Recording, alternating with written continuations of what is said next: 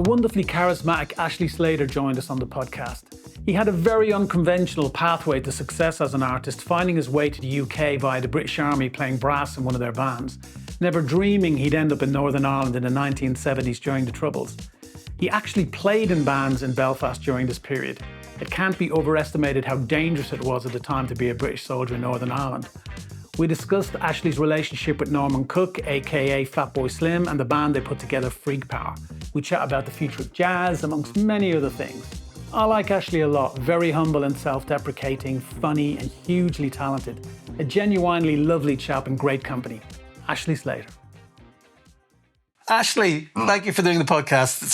It's a great pleasure to have you here, and I've been digging deep into your past. To.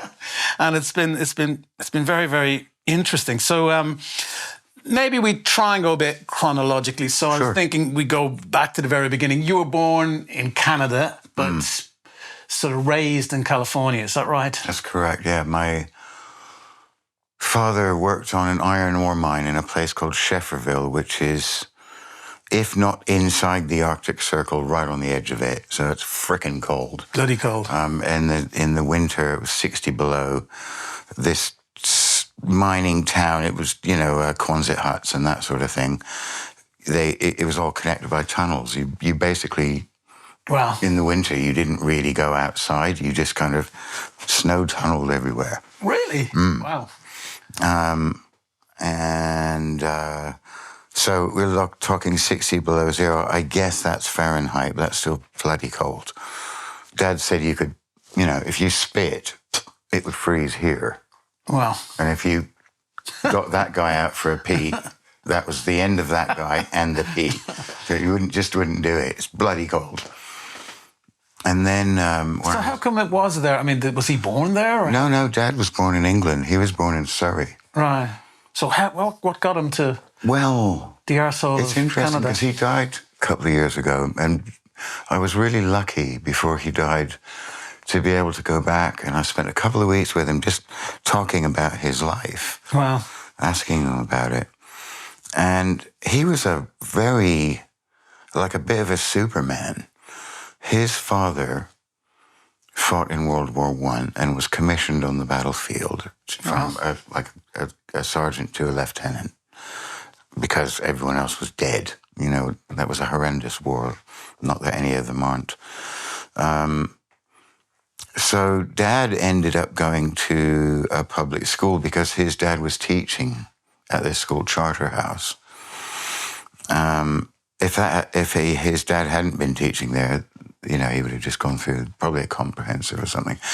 But Dad he was kind of an outsider. Mm-hmm. He was the head of the cricket team, captain of the football team, leader of the orchestra. Wow. Do you know what I mean? So he's just like a mega all-rounder. And he was, like I say, a bit of an outlier that, he didn't come from money. Right. But he was there with, not Attenborough, but the other broadcast. One of them's a director and one of them's a broadcaster. Anyway, so it was kind of amazing. He was this working class superhero, really. And he was a musician as well. Yeah. So what did he play? Well, then he was playing fiddle. But from my earliest memories of Dad, he was playing guitar. He'd always have friends over, but he could play anything with strings, basically. Guitar. He got me onto playing the trombone because he was playing banjo and he wanted a Dixieland band. He could play bass. So he had all these instruments. Didn't really have the theory. Right. It was really weird doing gigs with him because he'd always go, "What key is this in?" It's like, just use your ears. But I think it's because he wanted to adjust his capo. Anyway, he was a very keen amateur, but he went to Canada. His parents sent him to Canada to get him away from this older woman who had her hooks in him. And he flew back to England in the late 50s to audition for a TV show as a singer. And so it was before Stars in Their Eyes. And he came back and he didn't get on the show. And he, at that point, said, okay, I'm not going to do this for a living. He had a cutoff point, something I didn't have. And, you know, so and then he just we always had musicians around, you know, people coming to play, kind of the Americana. He was into string band stuff and, you know, he was a good guy to grow up with from a musical point of view. Absolutely. When he died, I was going through his record collection and it was like, white people, white people, white people, Perry Como, white people, James Last, white people. Oh, Louis Armstrong. But yeah, that was weird because I couldn't sell his collection because nobody wants Ray Conniff records, you know. Sure. So you got your love of music kind of from him, being around so much music. And a lot of different music. Not very much classical, but a lot of easy listening. He liked country, bluegrass. So I have a working knowledge of all that stuff and like it, you know. And he kind of introduced you to the trombone. I mean, you said he wanted you to be a trombone player. Did you want to be a trombone player? I mean, I was pretty old, really, for a kid. You know, a lot of wunderkind people, they start when they're 4 years old, don't they? And they pass their grade 8 by the time they're 12, you know. But I didn't really start till I was 11 or 12. And yeah, Dad said, I want to start a Dixieland band, but there's no trombone players in our very tiny town. If I buy you a trombone, will you learn how to play it? And I said, okay, all right, yeah. Wasn't even sure what it was, I don't think. Anyway, he bought this trombone off a kid called Billy Perry that had been sitting in his loft for a long time for $12. And my joke now is, yeah, paid $12 for that trombone, and now I earn $12 every day. Yeah. So it was a bit of a wonky old thing, I know now, but I had lessons from I don't know how, because we lived in a place called Crescent City, which had a population of 2,500. But a big catchment area for the schools, the whole kind of most of the county sent their kids there. And we had the most amazing music teachers. We had a guy called Gene Petrick who could play anything. Tom Haben was a trumpet player, but he also played guitar quite, you know, very well. And Tom gave me a couple of lessons. He said, right, here's B flat major, 6, 4, where B flat, 3, 1, G, A, B flat. Showed me how to play that scale. And then he showed me, that was about it. I had like one lesson with him. And then they bought me like a tune a day book or something like that. And they were quite, you know, have you done your practice today? It wasn't like, if you don't do your practice, you don't get to eat. But they were like, come on, go practice your trombone. Encouraging. Yeah, they were really. And I never realized quite how encouraging they were until I was 16. But to cut back a little bit, so we would Dad had a function band essentially, you know, it was like drums, guitar, bass, maybe sometimes piano, if there was a piano at the venue, because they didn't have pianos you could carry around at the time. And they let me sit in. They took me on gigs, and I was fucking rubbish. Absolutely awful. Like playing solos, just like constantly playing wrong notes. I still do that. It's now it's my style. But then it was just... but they would never go, David, please don't bring your son to the gig because he's shit. They were just like, okay, he's keen. I was the only kid doing these gigs. You know, the rest of them were at high school and doing whatever high school kids do. But I was utterly... by the time I'd played trombone for 2 years, it was like, this is my life. This is what I'm going to do. Right. So I found a passion by the time I was 12 or 13 years old.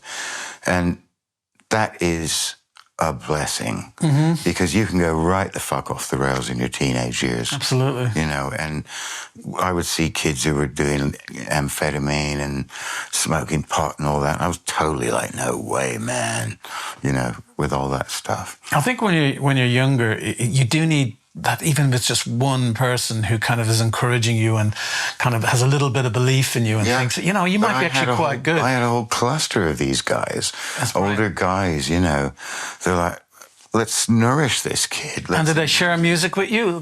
Like, as in, obviously you went into the jazz side of things. And so what was the first record you were introduced to that changed your life that you think you heard and it was like, this is what I want to do? Oh, well, it's going to be, you know, all the Frank stuff with those Oliver Nelson arrangements and those guys who arranged for those singers. That was Nelson Riddle, wasn't it? Nelson Riddle, exactly. So, you know,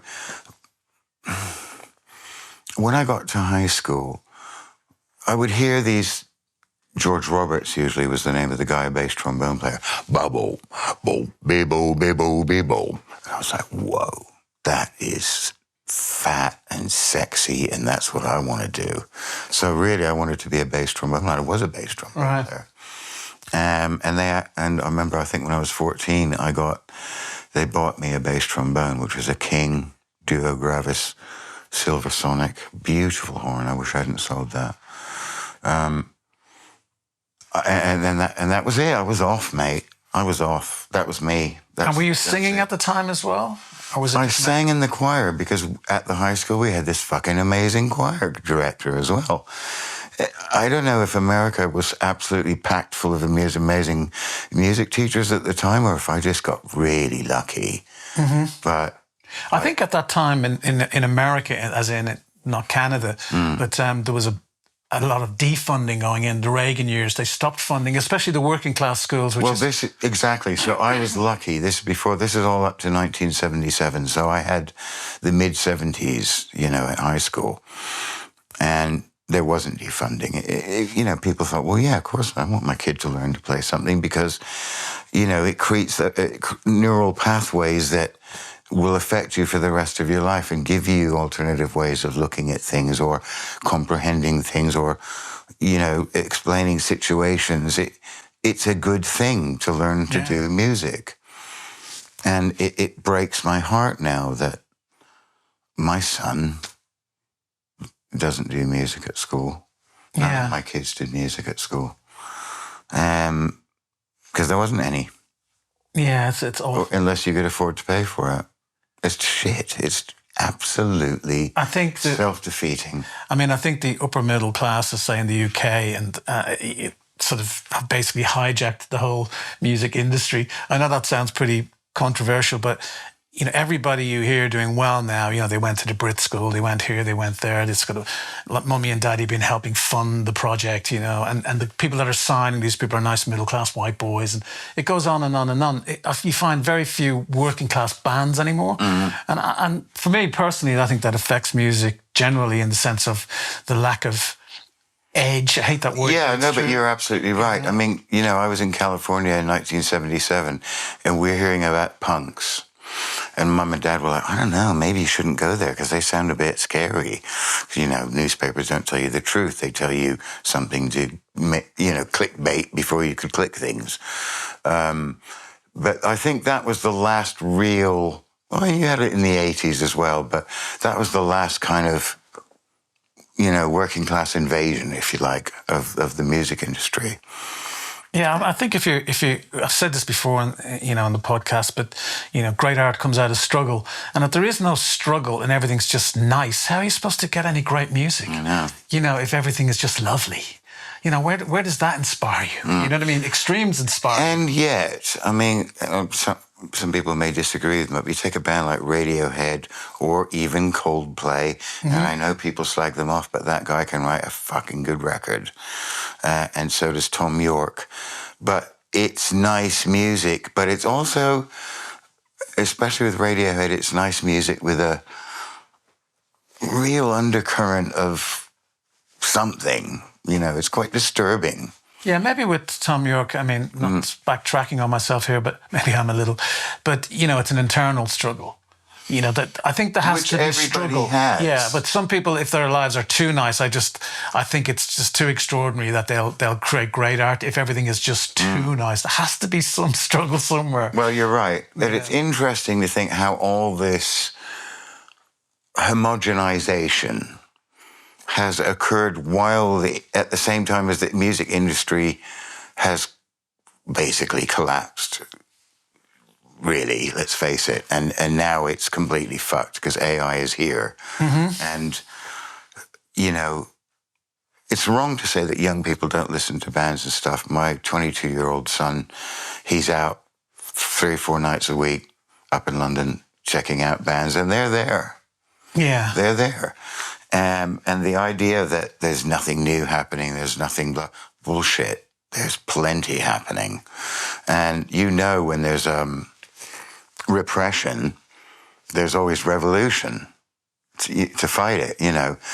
It's different, but there's a lot of fucking great music happening right now.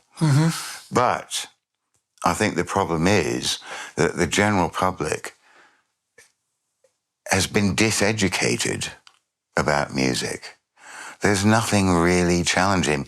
I mean, what's challenging now is like such overt sexualization of music that makes you feel a little bit sick to watch it or look at the videos. You know, I never watch a little, what's that? Lil Kim, is it? Yeah, any of those people. I don't want to see that.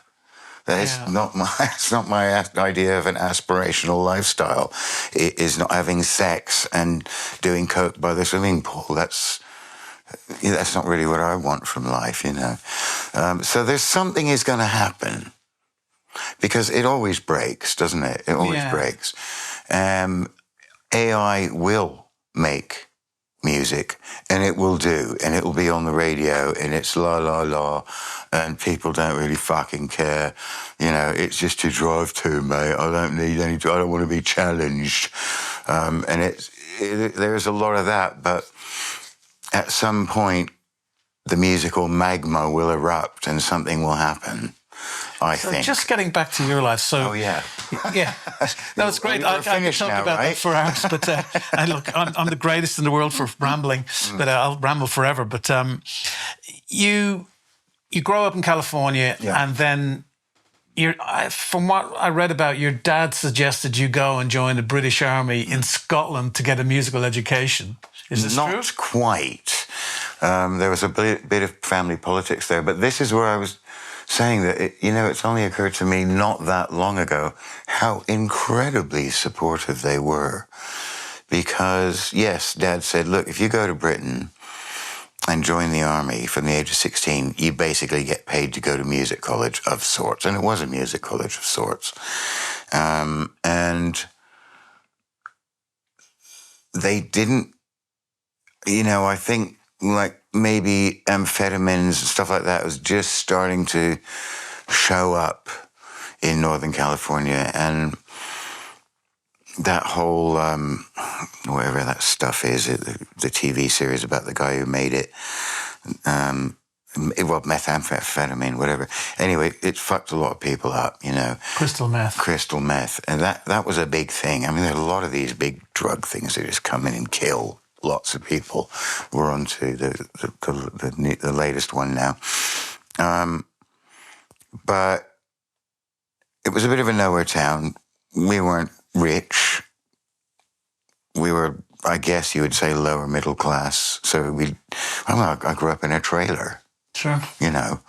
On a trailer park. And then I guess when we were I was 10 or 11, we moved into a very small house, that they had bought. Back in the day when that house probably cost them about $12,000 or something, it wasn't very expensive. So they were so generous. They said, look, we think you really do want to do music. We can see you're absolutely in love with it. We're willing to send you 6,000 miles away at the age of 16 to let you follow your dream. How many parents would do that? Mm-hmm. Not many. Not many. So that is the kind of support. But I never thought, they're trying to get rid of me. But I never realized until I had my own kids, wow, that was a thing. you know, a big thing. So what happened was they sent me to England. I stayed with my dad's sister, who's named Peggy. And Peggy was very, very posh. And somehow she had been a ward of Princess Margaret. So seriously, she was like hanging out with the royals, you know, back in the, I guess, the 50s, possibly early 60s. No, the 50s. And that was weird. And, you know, I mean, everywhere in her house, it was, you know, Charles and Diana mugs and plates and all that shit. Absolutely fucking mad for it, mate. Love the old queen. And that her father and my father's father had been in a regiment called the Royal Scots. Well, the Royal Scots is the oldest infantry regiment in Britain. But it's a line regiment, it's infantry. My parents thought, okay, go to London, join the guards bands, have a cushy life, because that is a fucking cushy gig. Right. You go to work at 10, you rehearse for 2 hours, you go do your day job.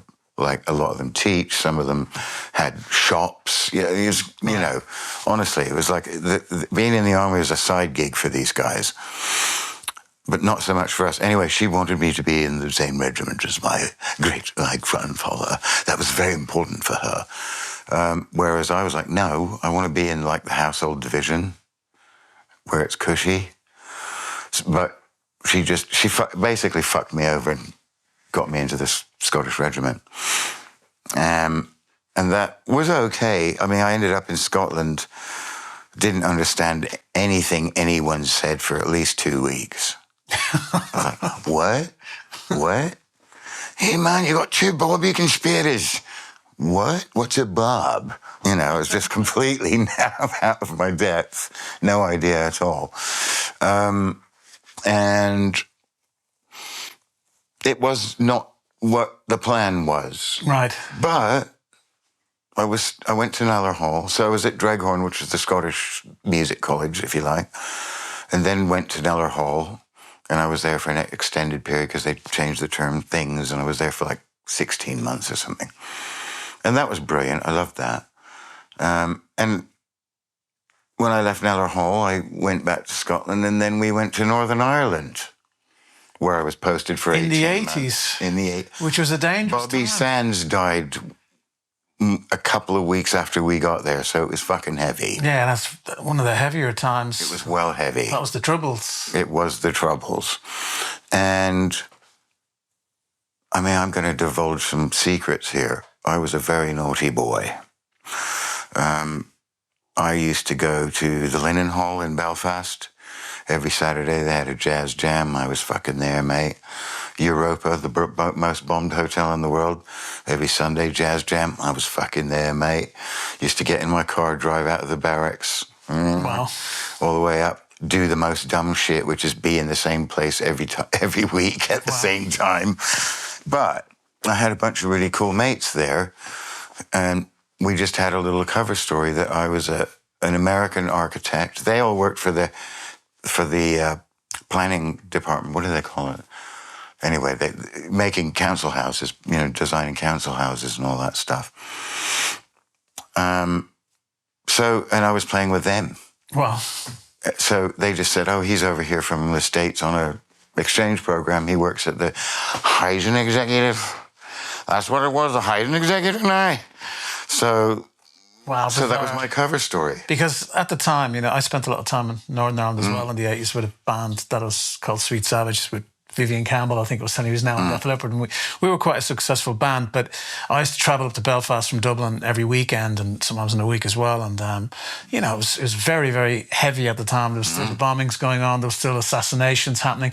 I mean, that was extremely dangerous for you at the time. If they'd have found out I'd have been that you were a British Army soldier, you'd have been shot. I would have been dead. You would have been killed. No, I mean, that is no exaggeration. Because you know, it was, you know, you. But I did things that squaddies didn't do. I had really short hair. All the squaddies had tried to grow the hair long so that they looked normal. Right. I was like, zzz. No squaddie did that. Right. So that immediately, and then I used to go shopping in Belfast. There's some great second-hand shops. there. I used to buy these fucking mad suits and big flashy ties, you know, kind of a zoot suit vibe I had going on. Big hat, like ultra standout, not trying to hide at all. So I was basically hiding in plain sight. Wow. So you were learning your craft in one of the most dangerous places in the world. You could actually be doing what you were doing at the time. Yeah. You know, completely mad. I mean, it's just bizarre because, that was like hugely high risk. And obviously that was I did a gig at you got the bug for all Andersonstown of Community this. Centre when I was in the Army. Played a gig at Andersonstown. Wow. That's like no. No, you don't do that. That is no. Well, you're young, I suppose, and then you're just fearless. I used to just think, fuck it. If I get killed, at least I'll be happy because I'm on stage. I'm doing my shit, bro. So this is when you really got the bug for playing live, was in Belfast in the 80s. Yeah. Wow, that's the maddest thing. Well, it's funny, I didn't finish my story about my parents. When I was about 18 months old, they moved from this place, Shefferville, 60 below zero, to Hanford in California, which is at the edge of the Death Valley. Oh, God. The hardest place on earth. So I think any extremeness about me, and I am known to fucking go for it, whatever it is I'm doing, I'm committed. It was that. I'm sure it was just that, like, okay, we're going from the coldest place in the world to the warm, hottest place in the world. And it was the same kind of being in Northern Ireland. I don't know. I just loved, and I was probably gigging 4 or 5 nights a week. And I would get home to the barracks about 3 in the morning and then fucking 6:30. So I know I can get by with 3 hours a night, because not only that, then we had stag duty. So we would be out. We were out with guns and shit in Land Rovers and, all that. Loaded weapons that could fire bullets, that could kill people. I never fired a single round except on the shooting range. But we found a couple of culvert bombs and stuff like that. I mean, it was real. It was real. I remember doing a gig outside Belfast Town Hall in uniform with the band, in front of the city hall, all around on the rooftops, snipers, and it was. Oh yeah, it was a very heavy time in Northern Ireland at that time, and obviously I'm from the south, so full disclosure, like I've always been pro United Ireland. Yeah. But so am I, by the way. but not doing it by the bomb. Yeah. I didn't agree with the bombing campaign.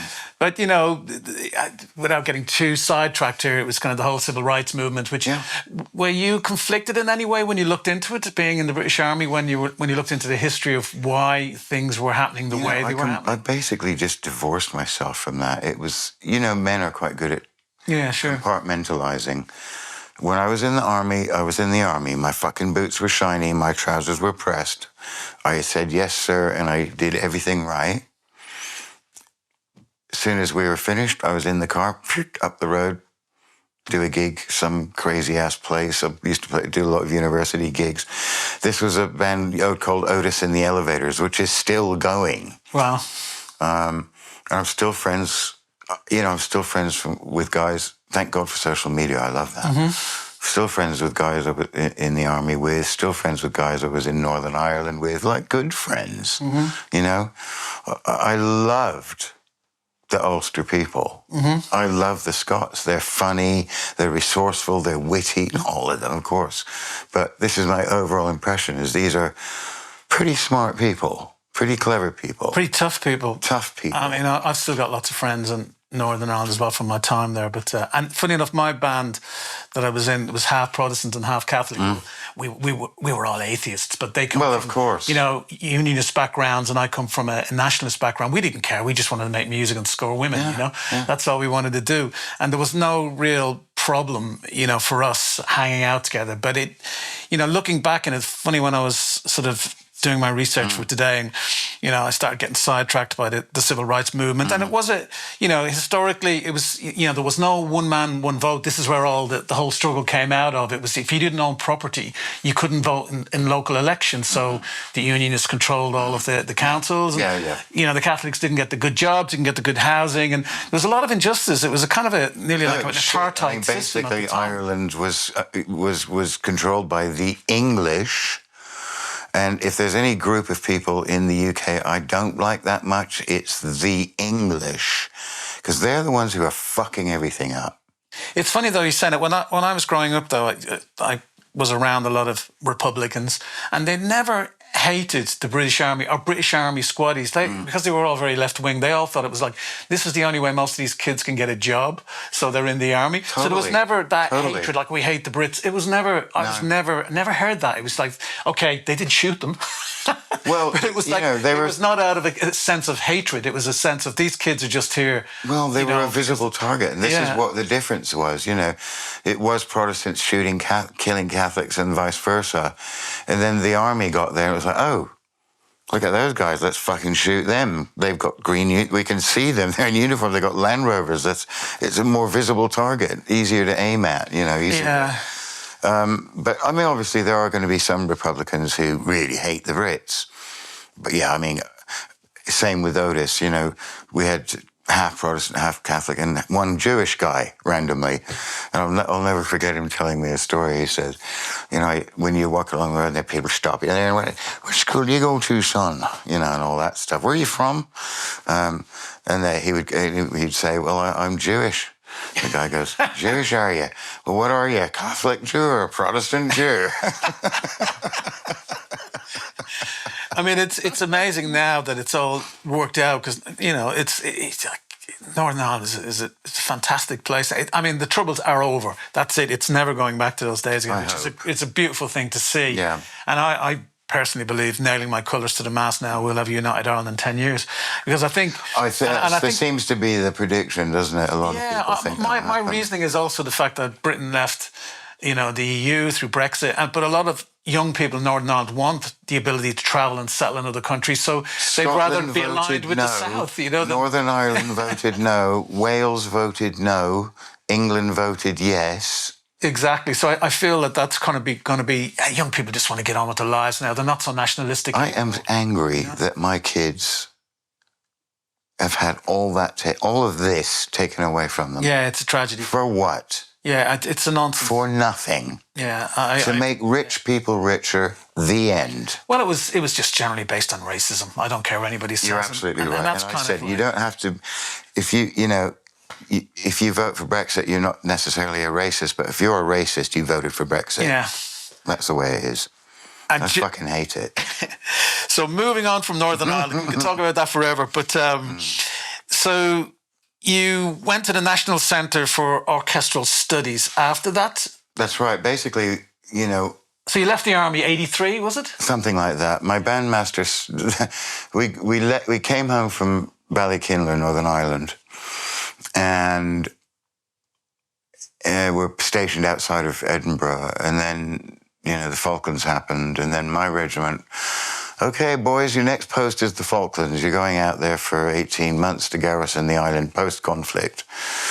And my bandmaster was like, Slater, you don't want to go to the Falkland Islands, do you? I was like, no, sir, I do not want to go to the Falkland Islands. He said, I'll tell you what, get yourself a place at Music College in London and I'll discharge you. In those days, you would have had to buy yourself out of the contract you signed. Right. He said, I'll just say services. Well, that was a nice thing for him to do, wasn't it? Oh, mate. He was a lovely man, Colin Reeves. Very nice. I have known some nice people who've really changed my life for the better. I think that's as you get a little bit older.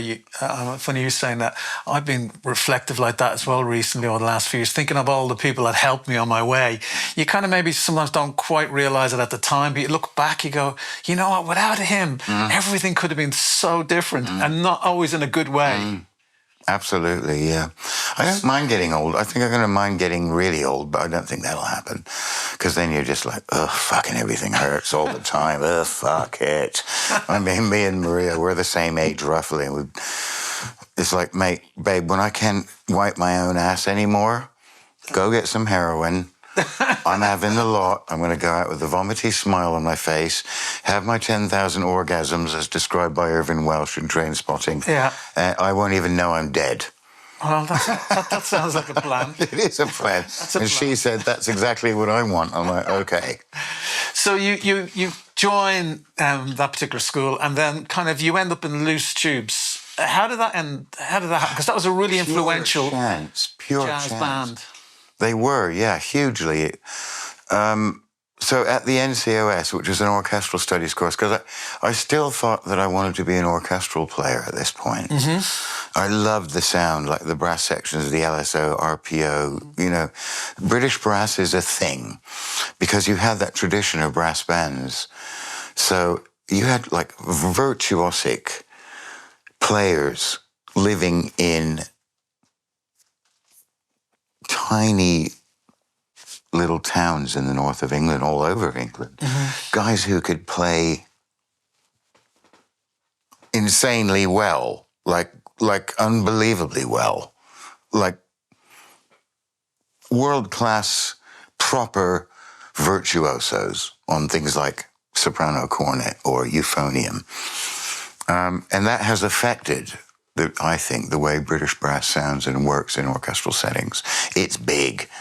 They don't use, like here in Europe, they use bigger horns, bigger bore horns, so it's a bit darker and everything.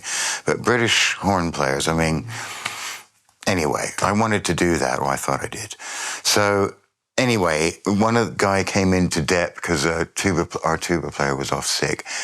Or actually, it was a trombone player, and he came and said, "Oh, you should come along to this Dickie Pywell, funny chap, really." And he said, "You should come along to this band I'm doing. It's called Loose Tubes." And I was like, "Okay, yeah." Now, in high school in America, you play big band stuff. It's called stage band, but you're doing all the, like we did all the Maynard Ferguson, MF Horn shit, all that. Whatever was around that time. My favorite bands then were Chicago, Earth, Wind and Fire. You know, Tower Power, Cool in the Gang, any band with a horn section, you know, because that's what we wanted to do. I went along, and it was this crazy, massive band, really, like 22 people. It was 21 at that time. And Django, the guy, was like, I'm gonna have something unusual. I'm just gonna write for 3 trombones and tuba instead of 4 trombones. And I got there, bass trombone, so I was just playing the tuba pad with the tuba player. And I was like, oh, I fucking like this, mate. I like this is good. You know, and I had done some big band stuff in London while I was at Kneller Hall, played with Nigel a little bit, and just the big band scene. There was always a Sunday lunchtime at some pub with the big band. So I did a lot of those. And at the end of the rehearsal, I stood up and I said, well, that was bloody marvelous, guys. I just want you to know I'm your new bass trombone player. My name's Ashley Slater, and I'm in Loose Tubes now. I didn't ask anybody. I just said, right, I'm in your band now. That was a big group of people as well, wasn't it? It was, yeah, 22. 22. Wow. And Colin, our manager, God bless that man. He died a couple of years ago, but what a fucking lovely man. I loved him. He's a bit of a surrogate dad for me, actually. I don't know how the fuck... I mean, you know what it's like. With a band, like a 4-piece band, is like herding cats. Trying to... Can we go eat now? Oh, I don't want that. I don't want to eat Indian. I don't want... Oh, you know, and that dynamic on that side of it was like, shoot me! Right. But... it was fun. It was fun, and we toured. We fucking went to Canada. We toured Europe relentlessly. How the fuck did he do that? That's amazing. Yeah, good organisational skills. Unbelievable. And you so when was the moment then when you kind of decided enough is enough with them? And then obviously the Norman Cook relationship happened. Did that happen? How long after Loose Tubes? Kind of concurrently. Yeah. So basically, I put it this way, is that, you know, with Loose Tubes, we were playing to Guardian readers. And I wanted to play to some Sun readers. I don't know why, because they're fucking idiots, but I did. I don't know where I got my leftiness from. It just evolved from me looking at the world and going, well, that ain't right, but I would rather it was more like this. So I started this band called Microgroove, and at the time there was a lot of brass bands coming. I think there was a band called Youngblood or something, not the dude from England, but like from New Orleans. Right. And Lester Bowie's Brass Fantasy, you know, we were constantly listening to everything because that's what people in loose tubes did. So you would be in the tour bus and you're hearing Brazilian music and fucking Indian music and Coltrane and Joe Henderson and Pat Metheny, and you know, it was just like everything all the time. You'd wake up from sleep in the morning and hear Egberto Gismonti playing some crazy fucking Brazilian thing. Right. So it was really, you were steeped in it, you know, you couldn't get away from it. And I wanted to do something different. So me and one of the trumpet players thought, I said, I want to do something like I want to do something. And Rob Partridge, who you may remember from Antilles, came up to me after a loose tube set at Ronnie's, and we didn't play at Ronnie's on Sunday nights. We played at Ronnie's in the week, okay? That's when the fucking real people play at Ronnie's. I meet people who say, oh, yeah, I played at Ronnie's. I'm like, oh, yeah. When was that then? What day did you play there? Oh, yeah, it was Sunday night. You are nothing to me. So, so, I mean, we played a lot at Ronnie's, and Rob came up to me after the one gig and he said, what else do you... Because I was the front man for this band, and that's quite a weird thing to be. Sure. And I was quite surreal, very funny. I got offered a lot of TV work. We'll talk about that later, maybe not. I've got to go soon.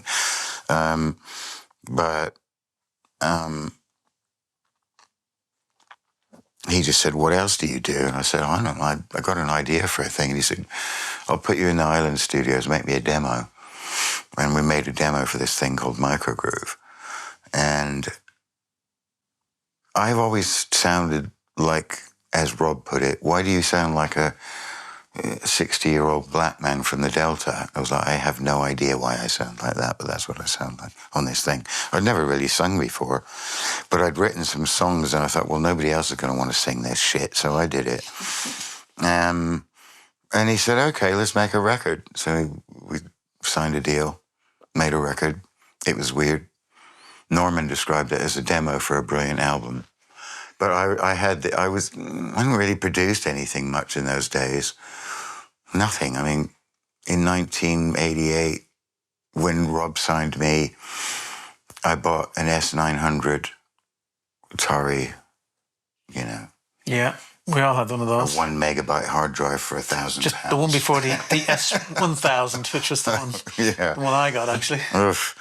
Oh, no, well, yeah, I mean, 900, S1000 was the posh sampler. There was the 900 and the 950. And Norman, for instance, all the freakpower stuff was done on the 950s because that had a forward and reverse loop. That's right. 900 didn't have that. All on floppy disks. Yeah. You know, boxes and boxes. Thousands and thousands of floppy disks. No idea where those are. So, yeah. So how did Norman find out about you? Okay, so he was post Beats International. They'd had, you know, Don't Be Good to Me was fucking massive. Right. And nothing else was really a hit. So he was kind of knocking about looking for work. And he asked Island, you got any bands I can remix? And they said, oh, you might like this.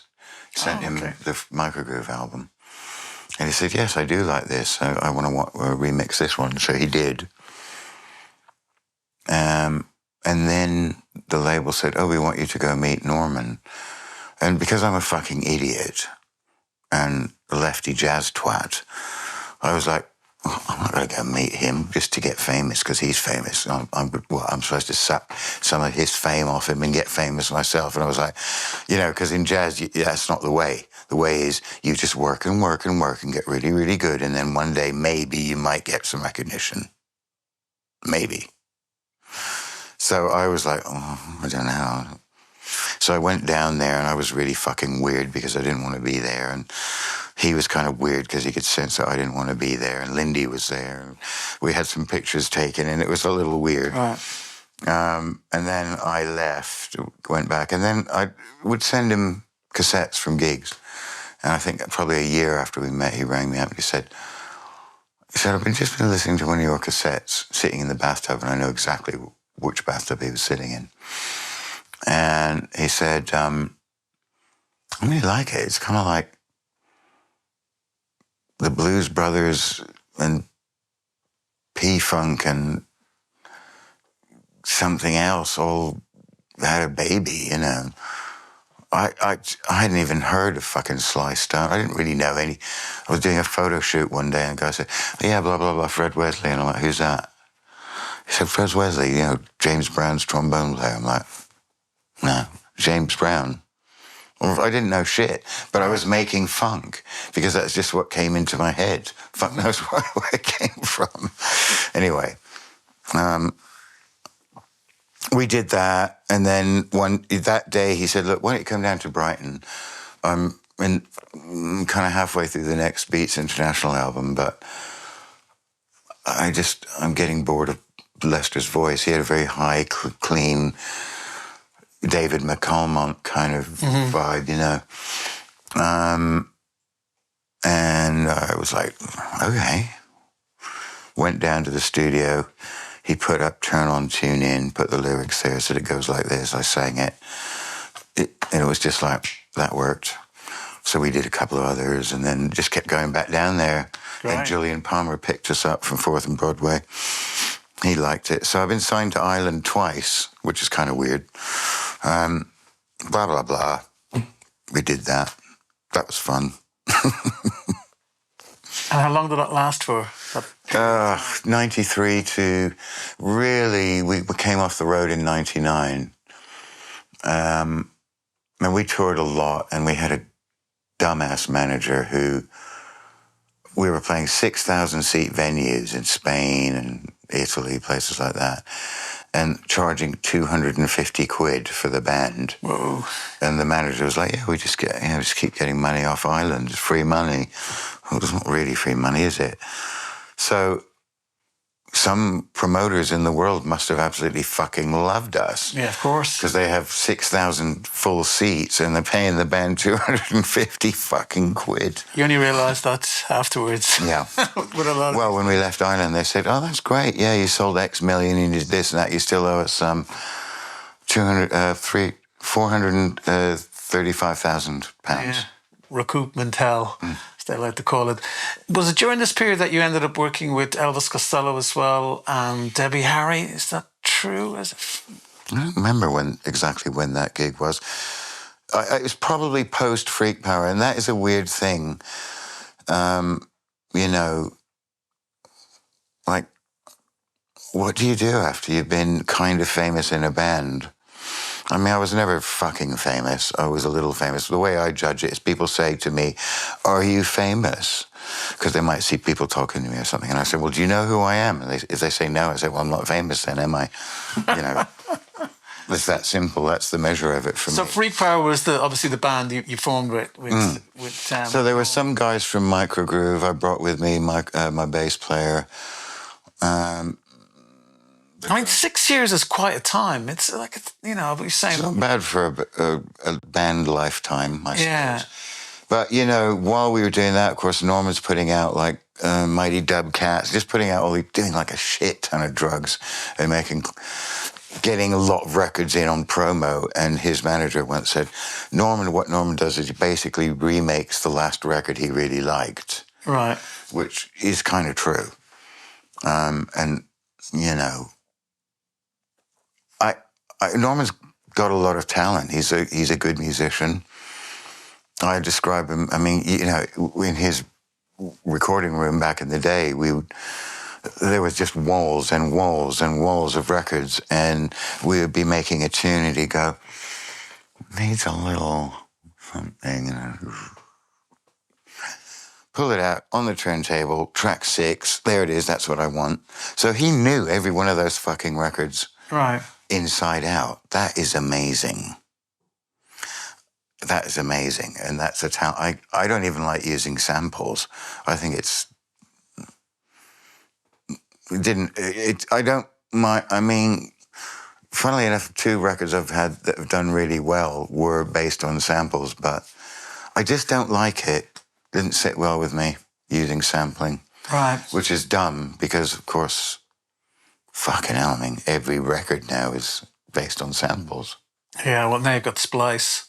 You just got like... Well, I mean, I'm not talking about snare hits. I'm talking about you see people get some James bit Brown of a record, out, yeah. fucking whack it into the machine and mush it all up. You wouldn't even be able to tell what it was. So it is a starting point for some people, but I don't know. Just doesn't seem right to take somebody else's record and make a record out of it.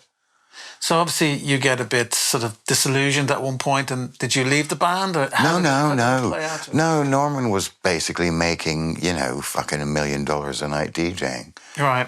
While we were losing $1 million a night playing gigs. So he was just like, he didn't say anything for ages, and this led to problems. It led to me not having the career I wanted to have, and I was pointed at. I was getting a lot of offers to do TV I got asked to replace Borat, whatever his name is. Sacha Baron Cohen. Yeah, Sacha. He had a London show. They met me. We want you to take over from Sacha. He's off to do Borat, probably. And my manager, every fucking time, would get offered voiceovers, no. Everything, my manager was like, no, you're not doing it, you're not doing it. I was like, why not? I want to do this. I mean, what do I do now? I'm not going to go back to playing in fucking wedding bands. Right. This is what I want to do. I was a very funny fucking guy and personable and an attractive character. Obviously, so I had many offers to be on TV. I wasn't Buzz Cox. Mm-hmm. I was supposed to go back. No, I ain't doing that, mate.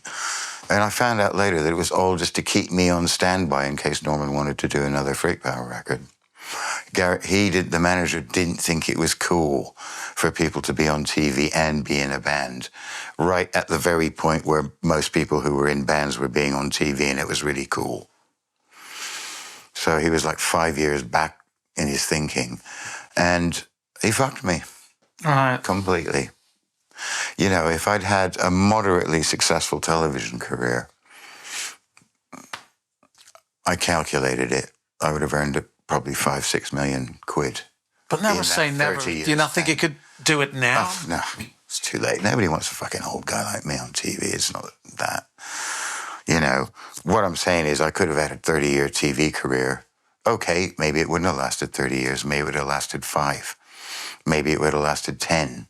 Maybe it would have lasted 50. You know what I mean? Right. There's a lot of what if there.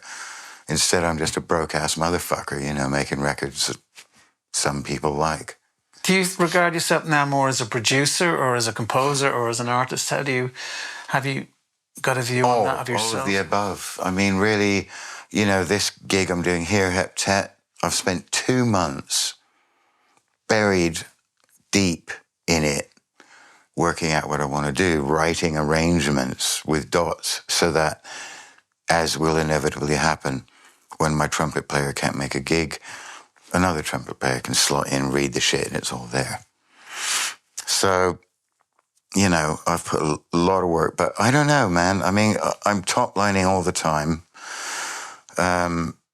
Working with, I'm kind of like, there's, a subgenre of a subgenre, like new disco. I'm definitely like one of the voices of new disco. I work with all the best producers in that scene. Right. Ash, we've got this groove, write a song, boop, song, there you go. Oh, could you do a cover of this? Yeah, sure. So then I'm a vocalist. When I'm doing the song, I'm a writer and a singer. I produce a lot of young singers purely for love. Right. If there's very rarely does money change hands. But I made an album during COVID with this girl, Hattie, Queen Mab. It's a fucking amazing album. I mean, I go back and listen to it now, and it's fucking amazing. Of course, the label we released it on, the guy had a heart attack a week before the release. He said, I'm not doing music anymore, mate. I'll put it out, but that's it. That is my life, basically. Oh, yeah, yeah. No. So with all There's a lot of yeah, no. with all those ups and downs, I mean, if you're speaking to new artists now, what's your advice to them starting out? Well, this is what I tell them. I'm working with a girl now, 20 years old, amazing voice, fucking good lyrics, good, you know, good songs, and I'm producing them in the best of it. I have a sound of definitely slightly bombastic, I guess, you know, like a bit of strings and all that shit. Try and keep it a bit modern. I listen to stuff to see what is now. I mean, some of the production on really like forward-looking dance music is mental. I can't even get my head around it. Right. Side chaining this to that and putting that on there and then smushing that in there and then using that to do this. I'm like, okay, no. So I'm kind of, I know my way around Logic like a lot. It just happens to be my favourite because MIDI and audio work together very well. Well, I came from Cubase. Yeah, Logic. exactly. Everybody did. I mean, Pro Tools, that's for engineers. I think Logic is for creators. Yeah, composers. But God, I mean, I'll do anything. I made this TV series, Mr. Zoink. I did all it. That's on YouTube. That was for Sesame Street Studios. I'll do anything. There is nothing that I won't try. Sure. I just been doing some orchestral scoring with, you know, Spitfire and all that shit, not with real or instruments.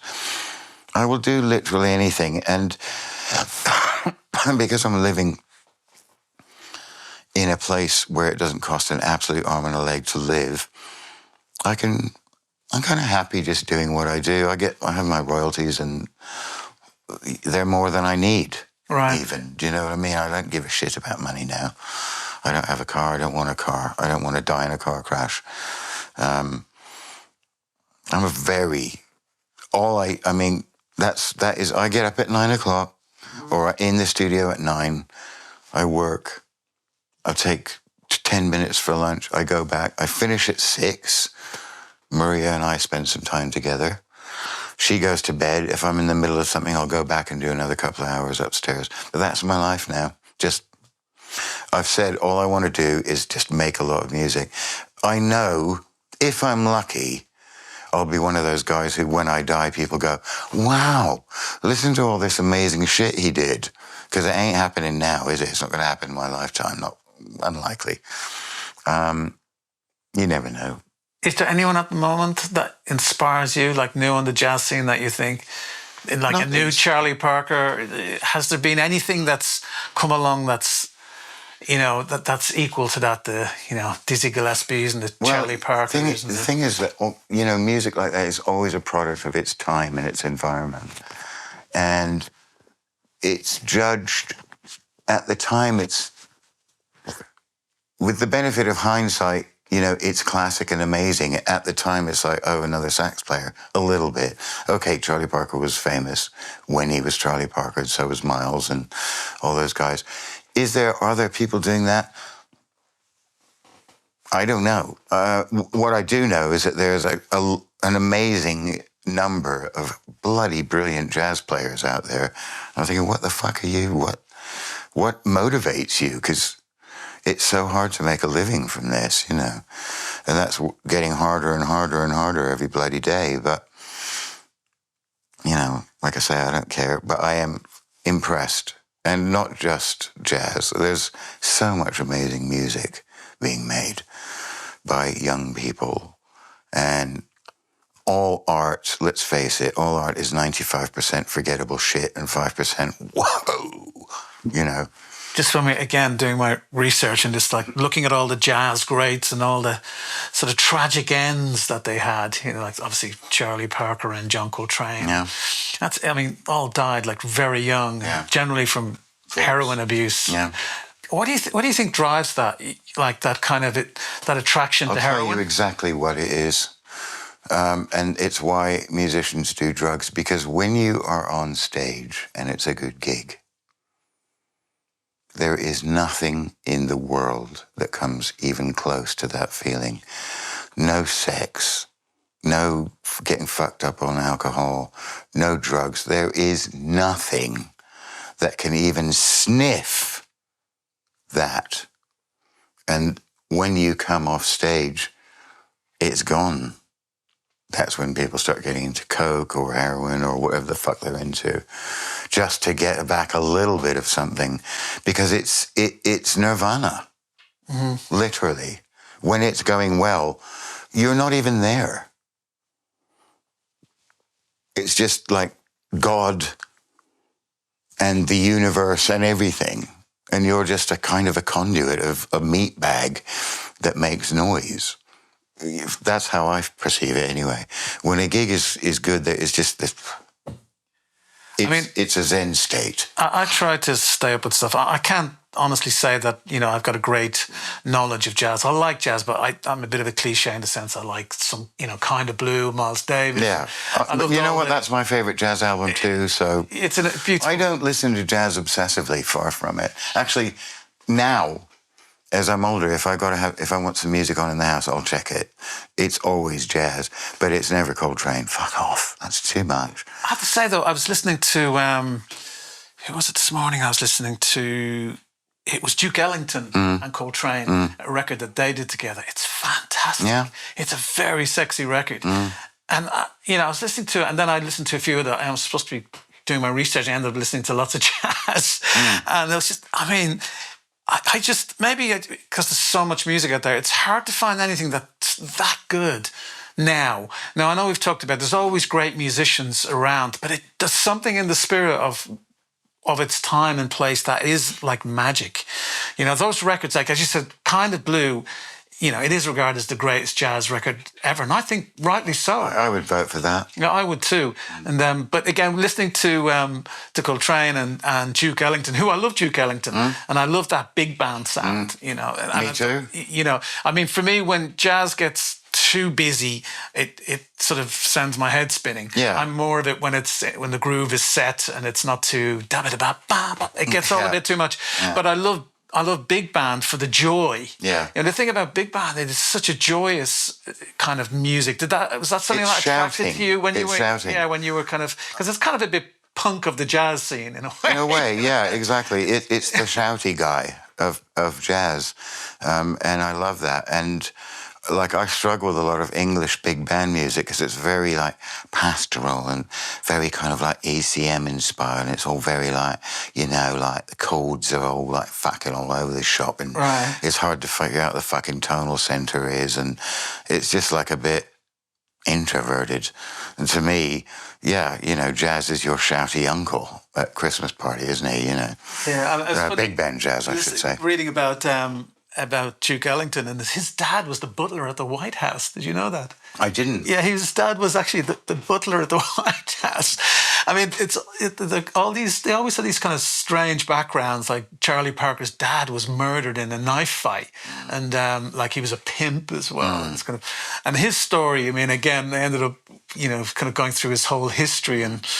Why he was called Bird, and obviously came from Yarbird because he loved chicken, but he had a lot of I know it's all sort of strange business about the chicken killed him, didn't it, in the end? Yeah. Oh no, that was Cannonball. Yeah, he was staying at some countess's house or something, and he was watching television and laughing and choked on a bit of chicken. Something strange like that happened, and I think it was pneumonia in the end that killed him, from what I've read. But again, Amy Winehouse comes along. She gets into heroin. I thought Amy was fucking amazing, by the way. And I knew her from more or less the beginning of her career because my freakpower's bass player was her MD. And I was touring with Jazz Jamaica a lot at the time, and we were on the same festivals, and I saw her a lot, met her, got to know her. I wouldn't say we were friends, but we were definitely whatever comes under friends. And I thought she was really good. And I remember having the radio on, and Rehab came on. And I was like, who the fuck is this? Nobody sounds like this. Nobody has a voice that big nowadays. Nobody. I mean, she's out of in terms of the largeness of sound, we're looking at Aretha and Ella, and I mean, she's not that kind of singer, but, Dinah Washington, like sheer personality of voice. If you put a Taylor Swift record on right now, I wouldn't know if it was Taylor Swift record or not, because she just sounds like some white bird singing to me. And all the other white birds singing all sound pretty much like a white bird singing. And then you have all the people who are obsessed with Erykah Badu. That's another bunch of people. But Amy, I know she loved Sarah Vaughan. I know exactly who she liked listening to. I know she loved Etta James, because it's all there. Mm-hmm. And I was fucking angry when she died. I was teaching at that time, and I gave a lecture to all my classes that day, and I said, the music business will eat you up and spit you the fuck out. Island Records had a fucking Rolls Royce there, and they treated it like a fucking Mini Cooper. Right. They did not look after her. And I know addicts are addicts. You can't unaddict somebody, I know that.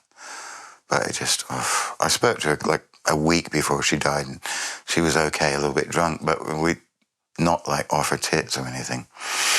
But and going back to the Elvis Costello relationship, how did that happen? We kind of got sidetracked there. Okay, right. This guy called Roy Nathanson, who's kind of famous in New York scene, he wrote a jazz operetta or something. Mm-hmm. I don't know. And there was one song in it that was fucking difficult. And John Cumming, who kind of ran the jazz scene in London, rang me up and said, Ashley, we've got this song here. It's a bit difficult. Would you mind singing it? I've always been the guy who can do the thing that nobody else can do, and then I get the call for that, basically. Unfortunately, that doesn't really provide you with a steady income, but hey, whatever. So that was that, yeah. I mean, the end of the night, I did this song, and I did another song, and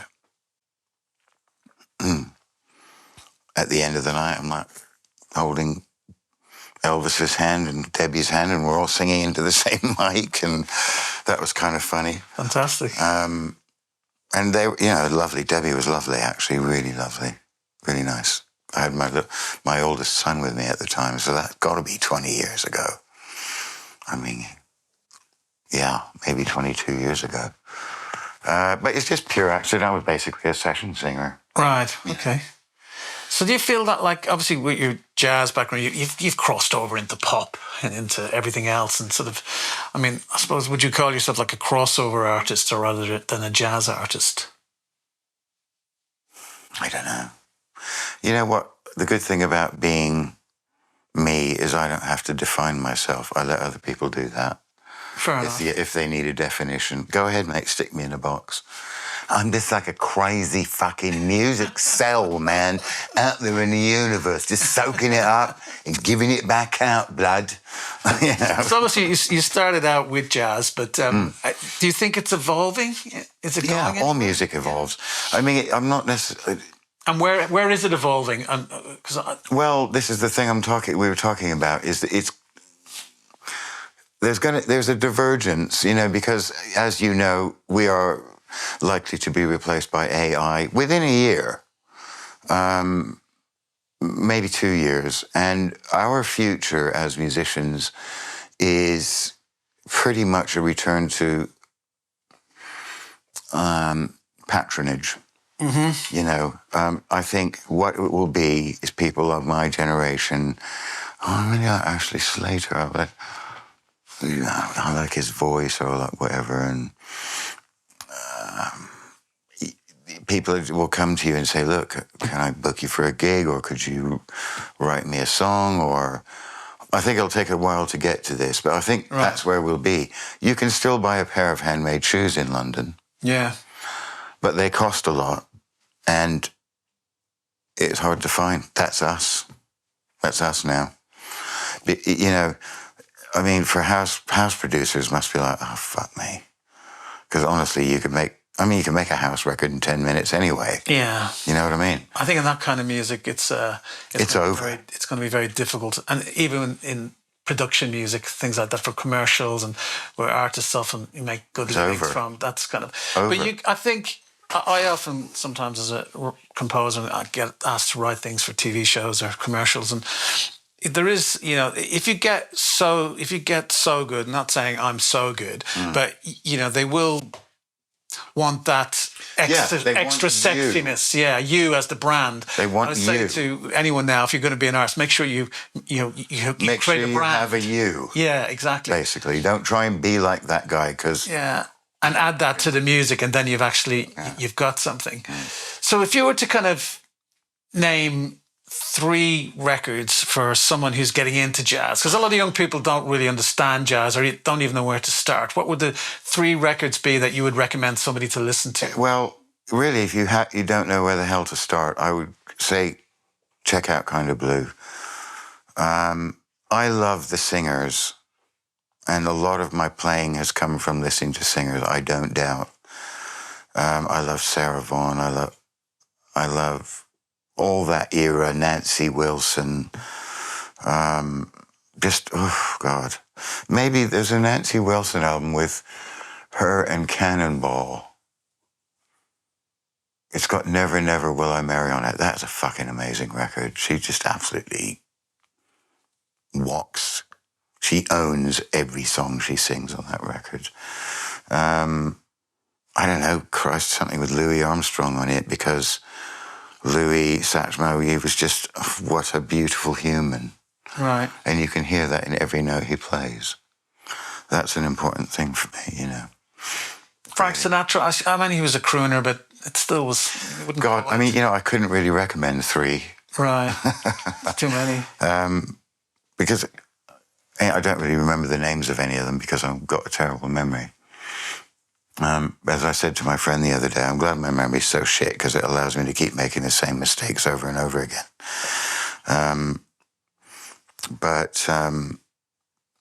Yeah, I don't know. Jazz, I don't know. Put on a jazz playlist and see what you like. So if there's a young kid again coming to you asking you for advice as a jazz musician, would you say would you, like if one of your kids wanted to be a jazz musician, would you discourage them? No, of course not. I think jazz is, if I can be a little pretentious here, you know, if you can play jazz, you can play anything. If you can sing jazz, you can sing anything. If you can drum in jazz, you can play fucking drums in anything. Jazz is, in my mind, the most evolved form of instrumental and vocal self-expression, without a doubt. Hands down. I love Jeff Lynne. I like the Beatles. I like this and I like that, and I love a fucking good song. But if you want to find out where your desire to explore music could take you, it's jazz. It's jazz, definitely. I think that's a great line to finish on. Cool. Thanks, Ashley. Ashley Slater, man. Thank you so much, man. I was inspired. Yeah, thank you. I mean, I am a nobody, but... Well, I don't think so. That's absolutely not true. Well, I think I am. I really genuinely do. If anyone says anything, I was like, oh, you've heard of me? No, that's nonsense, I'm afraid. I beg to differ, my friend. Well, I don't know. In a world where, you know, success is all about money, I'm not a success. Yeah, well, we all live for that moment, don't we? That moment that you and I know about, that everything clicks together and it's euphoria. Sublime. When you're playing music. Like I said, there's no drug in the world and I agree with that can even come close. No sex in the world. Sex is great. I fucking love sex. But no, I have to say that recently, over the last few years, because I was a producer for most of my career and still am, but stopped performing live. But since I've had opportunities with different people I work, because I started out as a singer, and they're the best moments of the last few years where I've actually gone to sing in front of audiences again. Yeah. That's kind of where the joy really comes from. That's why I'm nervous about this band. I'm excited about it because I've written all the songs, so I don't have to go into mixed voice or do any. I'm in my range. So at the end of the gig, I'm like, fuck me, I can't even talk now. Well, I'm looking forward to the show, man. You know what I mean? It's going to be great tonight, don't worry. It's going to be wonderful. I can't wait to hear it. But I'm putting a lot of weight on it because you know, like I said, this could be my retirement band, you know. I'm never going to retire. I'm just going to die. That's the plan. But if you know what they say, if you want to make God laugh, tell him what your plans are for next week. So... Actually, just that other question. This is because I'm thinking of I'm talking to myself here in the sense of like doing what I do. And so, do you think what you do defines you? No, it's who I am. It doesn't define me. I don't have a job. Right. I'm a musician. The end. That's it. But outside of music, there's not much else really. Anything. Well, that's the thing for me. I don't have anything else outside. I mean, it does confuse me, and I wonder if maybe I should. No. You know, but that it consumes you completely. But I think there's the fear of it was taken away. Who are you? You know what I mean? Without it, what are you? And for me, it's all I've been since I was 16. I know what you mean. I mean, it can only be taken away if you like go deaf or people something. don't want you anymore. But well, then you can just make music for yourself. I don't care if they want me or not, mate. I'm never going to stop. Well, I'll stop when I can't do it anymore, but that's when. No, not before. Fred Wesley's knocking about. He's 80 years old. He's still doing gigs. Yeah. It's possible. Yeah, I mean, I'll probably be the same. Just do it until people don't want me anymore. The phone But stops. there's always going to be somebody. I mean, until everyone who ever heard of you is dead, you're good. Yeah, exactly. Once you've got at least one person who wants to hear you. Yeah. For me, that's important. You know, I am lucky, and I'm not trying to be. I know we're finished, but I'm not comparing myself to Miles Davis by any stretch of the imagination.